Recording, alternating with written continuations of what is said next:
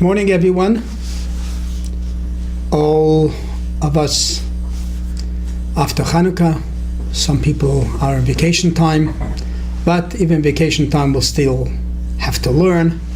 So let's learn something regarding this week's Parsha. And it's a small Parsha, but it's a lot of messages in there. A lot of stories, and a lot of lessons. But let's just pick one. And this is that in this week's Parsha, we learn that Yaakov, the father of the 12 tribes, gathers them all together and he gives a message to every single one of them. Some we see the positive, some we got to search for the positive, but each one gets a message from his father. The first one that gets self-understood is the oldest son, and this is Reuven, his firstborn boy. And the message he gives him, again, in the message of the many messages, many details, but the message he gives him is the firstborn right he still has, because he was firstborn. A bit is losing, but he's losing, even though he's firstborn, he's losing the idea of kingdom. He will not be the king, being transferred to Yehuda, and the same thing, the idea of Cohen, that is being taken away from him. And Yaakov explains to him the reason why you're losing it is because of your anger, what you did of switching the beds, as we know that big story, and this is why you're losing it. Who got the kingdom instead of him? Yehuda. And it tells Yehuda the message that you're going to be getting the kingdom. Why? Because you were so special. In 2 failures, how you repented, how you did tshuva. And he gives him the 2 points. First point is when the brothers wanted to kill Yosef, he's the one that saved them. And he said, let's sell him instead. And another story is the story with Tamar, as we learned a few weeks ago, that he admitted to her that he was at fault, and she was saved. And for these 2 reasons, Yaakov says he should get the kingdom. And this brings us to a very big question. Didn't Reuven do even more?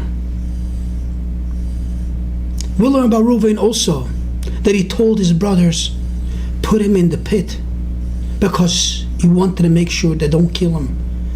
And as the Torah says, in his mind was he wanted to return him back to his father. Don't we find by Reuven that he was doing tshuva? When on the contrary, it says in the Gemara that Reuven did even more tshuva. And as we know the story, the reason why he wasn't there by the sale of Yosef is because he was busy doing tshuva and his transgression. So why is Yehuda so special to get the kingdom? Because he did tshuva. Because he saved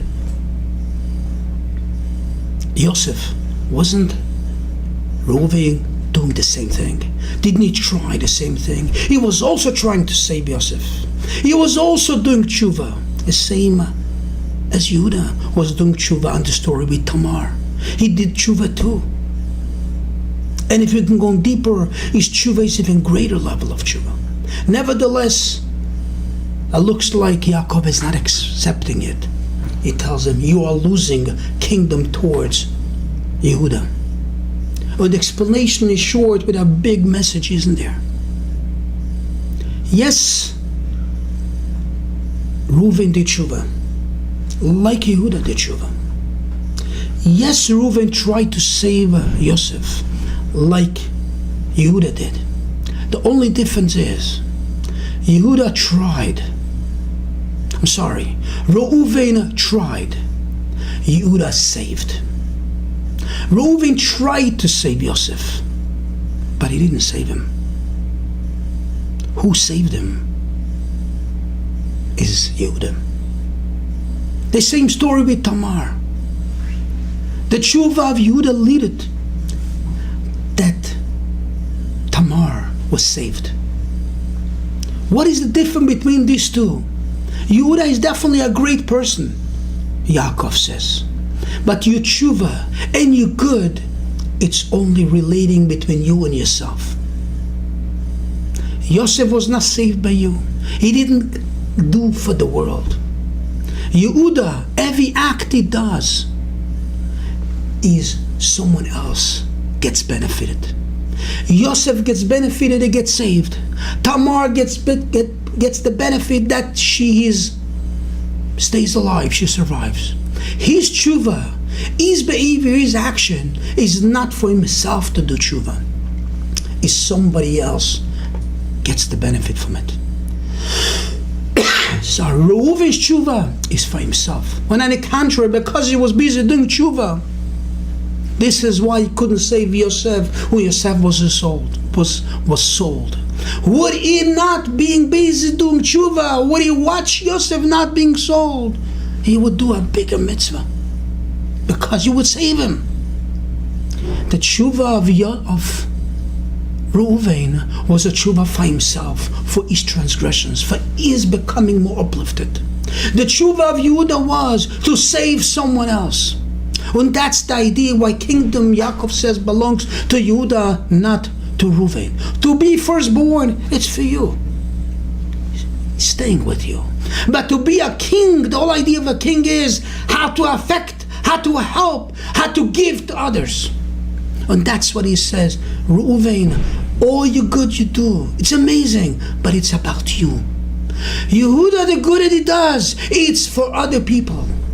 And that's what he brings, the two stories. He's the one that saved Yosef with his tshuva. He's the one that saved Tamar with his tshuva. It's for others. And that's the message you will learn from this story.